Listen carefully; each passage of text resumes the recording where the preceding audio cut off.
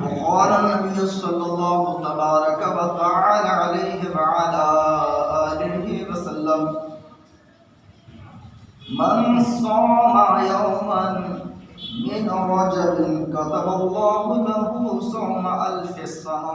نهى النبي صلى الله عليه وسلم عن صوم رجب.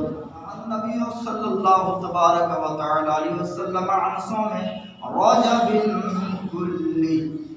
آمنت بالله صدق الله العظيم وبلغنا رسوله النبي الأمين الكريم ونحن على ذلك لمن الشاهدين والشاكرين والحمد لله رب العالمين. یہ ہے آیت کریمہ کا ترجمہ. 3 حدیثیں پڑھی ہیں میں. ایک حدیث میں ہے حضرت علی رضی اللہ تعالی عنہ سے روایت ہے.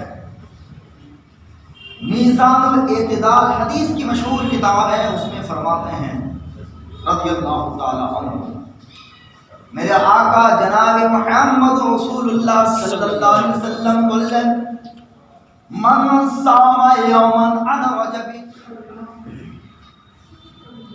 حضرت علی سے روایت ہے کہ جس بندے نے اس رجب کے مہینے میں ایک روزہ رکھا تو اللہ تعالیٰ اس کے لیے 1000 سال 1000 دن نہیں 1000 سال روزہ رکھنے کا ثواب عطا فرمائے گا. اور ایک روایت میں ہے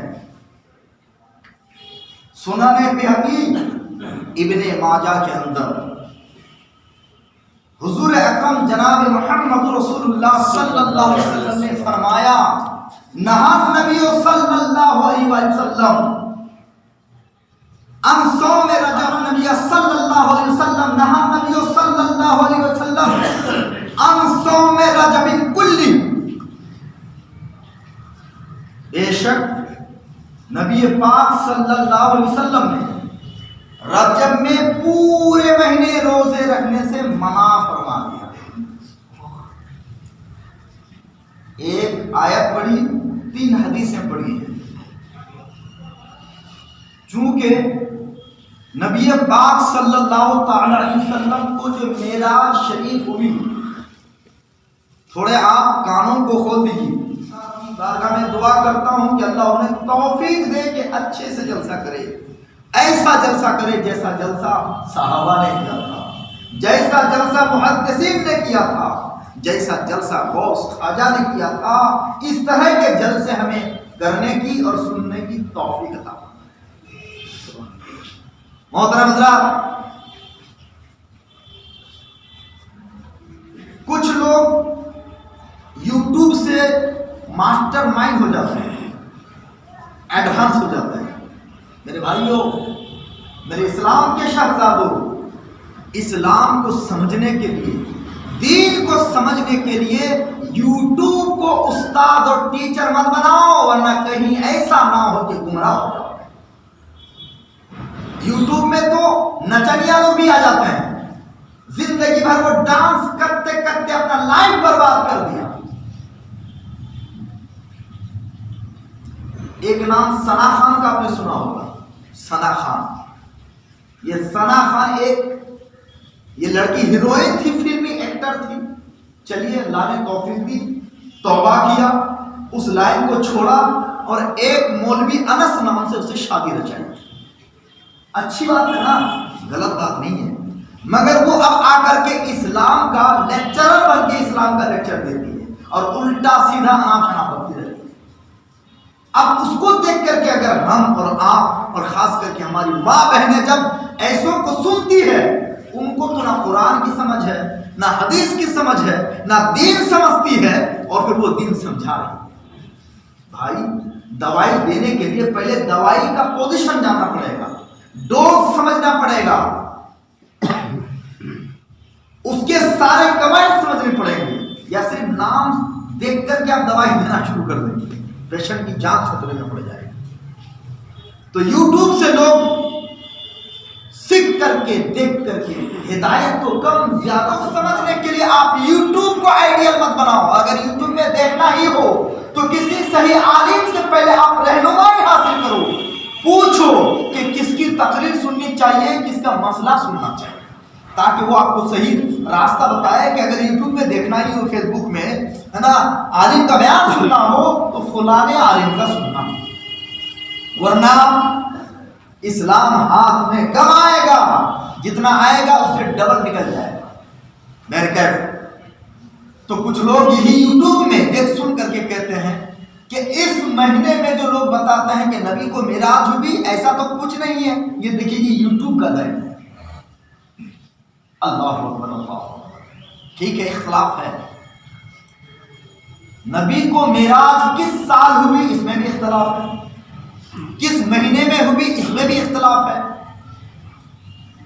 اور کس دن ہوئی اس میں بھی اختلاف ہے، مگر زیادہ تر جو ایڈوکیٹڈ لوگ ہیں، اسلامک ایڈوکیشن جو لوگ ہیں، جو لوگ اسلامک جانکار لوگ ہیں، محدثین ہیں، فقہاء کرام ہیں، زیادہ تر بڑے بڑے فقہاء اور ایجوکیشنل لوگ وہ اس بات کو مانتے ہیں کہ رجب مہینے کی 27 تاریخ کو نبی کو معراج ہوئی۔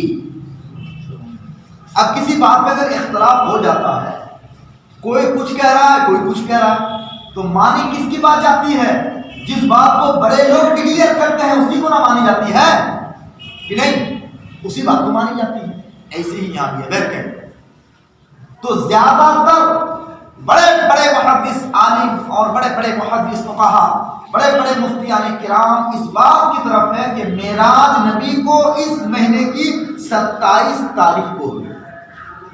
یاد رہے، مکہ سے بیت المقدس تک کا سفر لمبا ہے، رات کے تھوڑے حصے میں نبی گئے، تو یہاں سے وہاں تک جانا، اس پر ایمان لانا ہر ایک مسلمان مرد و عورت عاقل پر فرض عین ہے۔ اس میں کوئی بھی ذرہ برابر انکار کرے گا یا شک کرے گا وہ اسلام سے خارج ہے، کیونکہ یہ نص قطعی سے ثابت ہے، قرآن سے ثابت ہے۔ اور پھر وہاں سے آسمان کو جانا، آسمان سے دوسرے تیسرے چوتھے پانچویں چھٹے ساتویں آسمان تک جانا، یہ جانا بھی بہت ساری مشہور حدیثوں سے ثابت ہے، یہاں تک کہ وہ تواتر کی حد تک پہنچی ہوئی ہے۔ آج تھوڑی بات علمی ہو رہی ہے، اس لیے تھوڑی آپ کو دقت آئے گی، مگر انشاءاللہ دقت پیش نہیں آئے گی۔ تو پھر ان باتوں کو ماننا، پہلے دوسرے تیسرے چوتھے پانچویں چھٹے ساتویں آسمان تک جانا، یہ بھی بہت ساری حدیثوں سے ثابت ہے، بہت ساری حدیثوں سے، اور خاص کر مکے سے بیت الحرام سے بیت المقدس تک، فلسطین تک یہ حضور کا تشریف لے جانا 45 صحابہ کرام سے ثابت ہے، آپ کوئی انکار نہیں کر سکتا۔ تو بیت الحرام سے بیت المقدس تک جانے کا انکار کرنا یہ کفر ہے، اسلام سے نکل جائے گا، اور پھر وہاں سے آگے جانا اگر کوئی اس کا انکار کرتا ہے تو کفر کا فتویٰ تو نہیں ہوگا وہ، مگر گمراہ ہو جائے گا۔ کیا ہوگا؟ گمراہ ہو جائے گا۔ مختصر ٹائم میں نبی کے معراج کے بارے میں کیا بتائیں؟ مختصر ٹائم میں بتانا مشکل ہے، گھنٹوں گھنٹوں لوگ اس پر بیان کرتے ہیں کہ معراج کیوں ہوئی، معراج میں اللہ نے کیا دیا، معراج میں اللہ نے حضور کو کیا دیا، کیا لینے گئے تھے، معراج کیوں ہوئی۔ یہ تھوڑے ٹائم میں نہیں ہو سکتا۔ بہرکیف یہ بہت بڑا معجزہ ہے نبی پاک صلی اللہ علیہ وسلم کا کہ اللہ پاک نے اپنے حبیب کو معراج کا معجزہ دے کر کے حضور کی شان اور عظمت کو اجاگر فرما دیا ہے، اور یہ ایسا معجزہ ہے کہ ایسا معجزہ اللہ تبارک و تعالیٰ نے میرے نبی کے سوا کسی نبی کو عطا نہیں کیا۔ یہ اتنا بڑا معجزہ ہے۔ محترم دوستو بزرگوں، 3 حدیثیں میں نے پڑھی تھی، معراج شریف کے حوالے سے گفتگو مکمل نہیں ہو پائے گی، اس لیے مختصر کر کے میں یہیں پہ اس کو سمیٹ رہا ہوں، اور اس رجب کے مہینے میں جو کچھ کرنی دھرنی ہے، کچھ اعمال ہے۔ اللہ اکبر، اللہ اکبر۔ شعب الایمان حدیث کی مشہور کتاب ہے، حضرت سلمان فارسی رضی اللہ تعالی عنہ بہت بڑے جلیل القدر صحابی ہے، وہ یہودیت کو چھوڑ کر اسلام قبول کیے تھے اور بہت بڑے تورات و زبور کے وہ عالم تھے، بلکہ پورے صحابہ کرام میں حضرت سلمان فارسی سے زیادہ تورات اور زبور کے بارے میں کسی کو علم نہیں تھا۔ اتنے بڑے جلیل القدر صحابی سے روایت ہے، شعب الایمان حدیث کی کتاب ہے، کیا روایت ہے؟ حضرت سلمان فارسی رضی اللہ تعالی عنہ فرماتے ہیں کہ میرے آقا کریم جناب محمد رسول اللہ صلی اللہ علیہ وسلم نے ارشاد فرمایا کہ جو کوئی مسلمان 27 رجب کی رات کو عبادت کرے، رات بھر جاگ کر عبادت کرے اور دین کو وہ روزہ رکھے، تو اس رات بھر عبادت کرنے کی وجہ سے، دین کو روزہ رکھنے کی برکت سے اللہ پاک پروردگار عالم اس کو 100 سال عبادت کرنے، 100 سال روزہ کرنے کا ثواب عطا فرمائے گا۔ عزیزان گرامی، اور 2 حدیث میں نے پڑھی، نبی نے فرمایا کہ رجب کے مہینے میں حضور نے روزہ رکھنے سے منع فرمایا۔ ایک روایت میں کہ پورے رجب کے روزہ رکھنے سے حضور نے منع فرمایا، پڑھی نا میں نے۔ اور ادھر حدیث یہ بتا رہی ہے کہ ایک روزہ کرے گا اور رات کو عبادت کرے گا تو اللہ تعالیٰ اس کی برکت سے 100 سال روزہ رکھنے اور 100 سال عبادت کرنے کا ثواب عطا فرمائے گا۔ ایک طرف منع ہے اور ایک طرف ثواب ہے پیارے، اسی لیے کہا گیا کہ کوئی انسان ڈائریکٹ حدیث کو سمجھنے کی کوشش کرے گا تو گمراہ ہو جائے۔ اب ہم کو سمجھنے کی ضرورت ہے، ادھر تو کہا جا رہا ہے کہ رجب میں روزہ رکھنا منع ہے، نبی نے فرمایا، اور ادھر کہا جا رہا ہے کہ نہیں، ایک روزہ رکھے گا تو 100 سال روزہ رکھنے کا ثواب عطا کیا جائے گا۔ کیا مطلب؟ کچھ وجہ تو ہے، کوئی مطلب تو ہے کہ نہیں ہے؟ اللہ اکبر، اللہ اکبر پیارے۔ اور ایک حدیث بتاؤں، مسند امام احمد ابن حنبل جو 60 জিলদো में 60 খণ্ডতে আছে, কত? 60 খণ্ডতে। امام احمد بن حنبل رضی اللہ تعالی عنہ کی مشہور ترین حدیث کی کتاب مسند امام احمد بن حنبل، میری جانکاری کے مطابق حدیث کی جتنی کتابیں ہیں تمام حدیث کی کتابوں میں غالباً یہ حدیث کی کتاب سب سے بڑی کتاب ہے۔ 60 খণ্ডতে আছে। اس کے اندر ایک روایت موجود ہے، آقا کریم جناب محمد رسول اللہ صلی اللہ علیہ وسلم سے روایت، میرے آقا نے فرمایا، ابو ہریرہ راوی ہے، فرماتے ہیں کہ جس نے رمضان مہینے کا کوئی روزہ چھوڑ دے تو اس کا کوئی نفلی روزہ قبول نہیں ہوتا۔ یہ دیکھتے ہیں، تو اب جس نے جو سنا اس کو لے لیا۔ بھائی دین سمجھنے کے لیے، دین سمجھنے کے لیے یہ ایک دو بات جان کر اور سمجھ کر دین سمجھ میں آ جائے گا نہیں ہے۔ ڈاکٹر بھی دوائی لکھتا ہے اور آپ بھی دوائی جانتے ہیں، تو ڈاکٹر پورا پوزیشن جانتا ہے، پورا ڈوز جانتا ہے، اس کے بعد وہ دوائی لکھتا ہے۔ اب آپ نے دیکھا کہ یہ دوائی فلانے بیماری میں لکھا اس نے، اور آپ نے جان لیا، یاد کر لیا کہ یہ دوائی فلانی بیماری میں کام آتی ہے، چلو ٹھیک ہے۔ اب آپ نے بھی کسی پیشنٹ کو دیکھا کہ اس کو یہ بیماری ہے اور وہی دوائی آپ نے لکھ دی، ایسا ہوتا ہے؟ نہیں، وہ پورا پوزیشن جانتا ہے، پوری ڈگری ہے اس کے پاس، اس نے کورس مکمل کیا ہے، اس لیے وہ سمجھتا ہے کہ یہاں کون سی دوائی دینی پڑے گی۔ ایسے ہی دین بھی ایسے ہی ہے۔ دین کیا ایک حدیث میں ہے؟ دین کیا ایک پارے میں ہے؟ پورا دین اسلام کیا ایک آیت میں ہے؟ نہیں، پورا دین تو 30 پارے میں ہے، پورا دین تو پوری حدیثوں کا ذخیرہ جمع ہے نا۔ تو جب تک آپ پورے کو نہیں سمجھتے، یا کم سے کم جو ضروری ہے ان کو آپ نہیں پڑھتے، نہیں سمجھتے، تو آپ ایک دو دوائی کھا کر کے، ایک دو دوائی کا نام لے کر کے آپ ڈاکٹر کیسے بن سکتے ہیں؟ دیکھیے اس حدیث میں کہا کہ جس کا ایک روزہ بھی رمضان مہینے کا ایک روزہ بھی باقی ہے تو اس کا کوئی نفل روزہ قبول نہیں کیا جائے گا. اور یہ تو نفلی روزہ ہی ہے. اور ابن ماجہ میں فرمایا میرے آقا نے کہ رجب کا روزہ رکھنا منع ہے. اور میرے ایک روایت میں میرے نبی نے فرمایا کہ رجب کے سارے روزے رکھنے ہی منع ہے. تو یہاں تو تین حدیث منع کرتی ہے اور ایک حدیث میں نے پڑھی کہ اس میں ایک روزہ رکھو گے تو اتنا ثواب ہے کہ 100 سال روزہ رکھو گے تو اتنا ثواب نہیں ہے جتنا ثواب رجب میں ایک روزہ رکھنے سے ہے. ادھر منع ہے, ادھر کرنے کی بات ہے, تو کیا جائے تو کیا کیا جائے؟ اللہ اکبر.